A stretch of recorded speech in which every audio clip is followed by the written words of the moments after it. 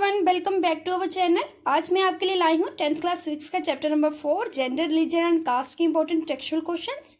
अगर आपने अभी तक हमारा चैनल सब्सक्राइब नहीं किया तो प्लीज़ चैनल को सब्सक्राइब कर लें। वीडियो पसंद आए लाइक शेयर एंड कमेंट ज़रूर करें।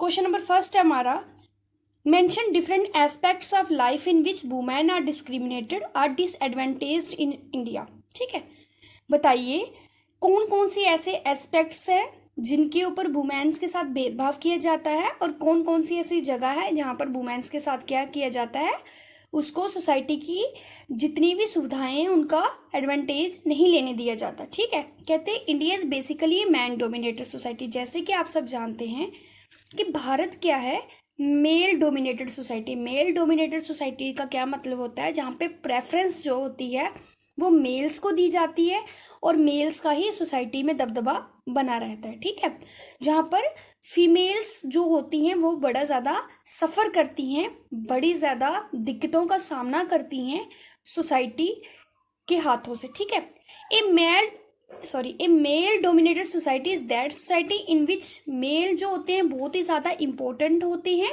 और फीमेल्स जो होती हैं वो इम्पोर्टेंट नहीं होती। ठीक है, मेल्स को ही कंसीडर किया जाता है एक इम्पोर्टेंट पार्ट ऑफ सोसाइटी और फीमेल्स को इम्पोर्टेंट कंसीडर नहीं किया जाता। ठीक है, फीमेल्स को क्या किया जाता है, 4 वॉल्स के अंदर ही कन्फाइंड किया जाता है। मतलब कहा जाता है औरत को कि आप घर में ही रुको, आपका काम क्या है, बच्चों की देखभाल करना, घर का काम करना। ठीक है, और मेल्स को कंसीडर किया जाता है कि वो घर के बाहर जाएंगे और घर के लिए अर्न करेंगे। इन द सेंस कि ब्रेड एंड बटर अर्न करने का मतलब होता है कि लाइवलीहुड को अर्न करेंगे, जैसे बाहर जाके कमाएंगे। और औरतों का काम क्या है कि वो ओनली क्या करें, अपने घर में ही रहें, बच्चों को देखें और घर वालों की देखभाल करें। ठीक है, अब ये लोड्स ऑफ डिफरेंसेस पाए गए हैं कहाँ पे, मेल्स और फीमेल्स के अंदर। ठीक है, लेकिन आजकल जो मॉडर्न टाइम है, आज का जो मॉडर्न सोसाइटी है, ये सिचुएशन जो है वो चेंज हो रही है। मतलब पहले जो मेल डोमिनेटेड सोसाइटी थी और जितना भी डिस्क्रिमिनेशन किया जाता था फीमेल्स के साथ, आज थोड़ा थोड़ा उनमें कमियां आना शुरू हो गई हैं, क्योंकि मॉडर्न टाइम होने के कारण सिचुएशन चेंज हो रही है और फीमेल्स जो हैं वो अपने घरों से बाहर आना शुरू हो गई हैं और घर का काम करने के साथ साथ वो अपना अर्न भी करना शुरू हो गई हैं। ठीक है, वो एजुकेशन मिलना, उनको एजुकेशन प्रदान की जा रही है। ठीक है, वो जॉब्स कर रही हैं और लाइफ जो है वो अपनी ख्वाहिशों के अकॉर्डिंग स्पेंड कर रही हैं। इन द सेंस कि बहुत ही ज़्यादा चेंजेस आ चुका है अब। ठीक है, अगर हम देखें कि मेजोरिटी की जो वुमेन्स है, मतलब ज़्यादा संख्या में जो वुमेन्स है उनकी सिचुएशन क्या है, तो हम देखते हैं कि उनके साथ डिस्क्रिमिनेशन अभी भी हो रही है। उनको डिस्क्रिमिनेट किया जाता है, उनके साथ भेदभाव किया जाता है। अब वो किन किन ग्राउंड्स पे हो रही है, किन किन लेवल्स पे हो रही है, उसकी बात कर रहे हैं। ठीक है, फर्स्टली लेस एजुकेशन।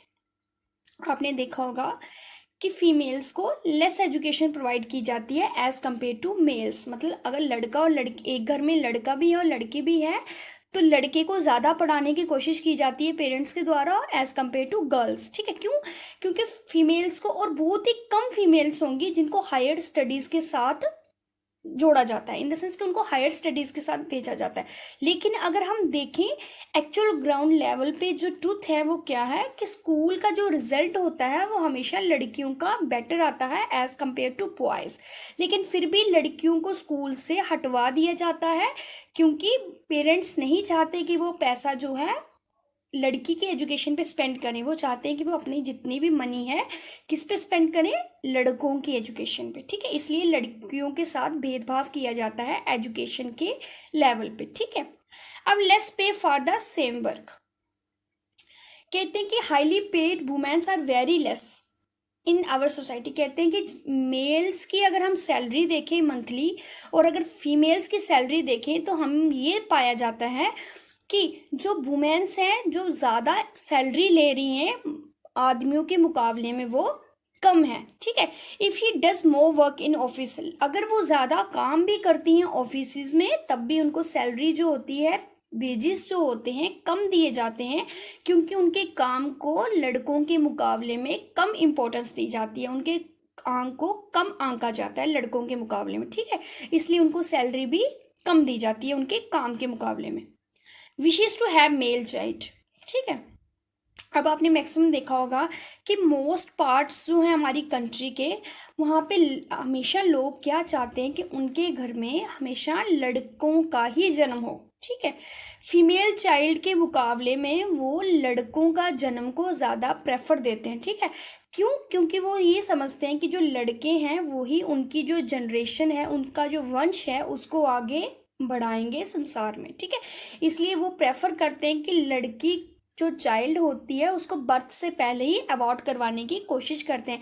इसलिए जो सेक्स रेशो है हमारी इंडिया में वो क्या हो रही है, डिक्लाइन हो रही है। सेक्स रेशो का मीनिंग होता है कि लड़की और लड़के के बर्थ रेट का कंपैरिजन करना, ठीक है, कि कितनी लड़कियां पैदा हुई और कितने लड़के पैदा हुए। इसलिए अगर लड़कियों को बर्थ से पहले ही अवॉइड किया जाएगा तो ऑब्वियसली लड़कों की जनरेशन और लड़कों की पॉपुलेशन ज़्यादा होगी।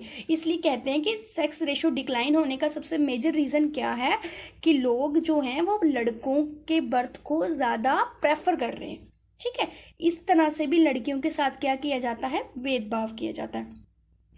एक्सप्लॉयटेशन ऑफ वुमेन्स के साथ बड़ा ज़्यादा एक्सप्लॉयटेशन किया जाता है, ठीक है। एक नंबर ऑफ क्राइम्स जो हो रहे हैं, गुनाह जो हो रहे हैं, वो लड़कियों के साथ किए जाते हैं। जैसे उनको हैरास किया जाता है, उनको दहेज के लिए मार दिया जाता है, रेप किया जाता है, उनको गाली गलौज किया जाता है, उनको मारा जाता है और फैमिली बेस पे उनके साथ वायलेंस की जाती है। ये जो कुछ कॉमन एग्जाम्पल्स हैं क्राइम्स की जो वुमेन्स के साथ की जाती है। तो हम ये कह सकते हैं कि वुमेन्स को काफ़ी ज़्यादा एक्सप्लॉयट किया जाता है और उनके साथ काफ़ी ज़्यादा डिस्क्रिमिनेट किया जाता है इस मैन डोमिनेटेड सोसाइटी में, जो कि इंडिया की है। Thank you.